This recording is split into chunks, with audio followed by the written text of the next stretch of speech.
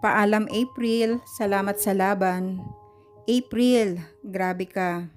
Binugbog mo ako ng init, ng pagod, ng mga problemang akala ko hindi ko kakayanin.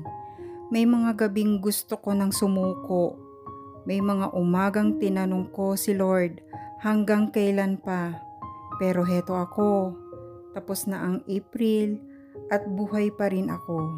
Hindi man ako nanalo sa lahat, pero hindi rin ako natalo kasi lumaban ako araw-araw. Sa lahat ng lumalaban sa buhay ngayong April, alam ko hindi madali. Yung iba nakangiti sa labas pero wasak na sa loob. Yung iba tahimik lang pero bawat araw ay giyera. Pero tingnan mo, natapos mo ang April. Nalagpasan mo yung mga araw na akala mo katapusan mo na, hindi ka sumuko. At yan, panalo na yan.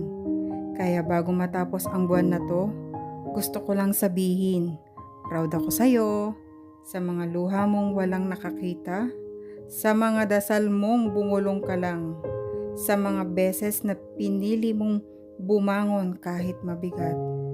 Paalam April, salamat sa mga sugat, tinuruan mo akong maging mas matibay.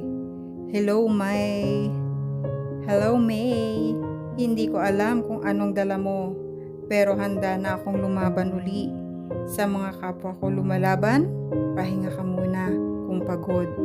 Iyak ka kung kailangan, pero bukas tayo ulit.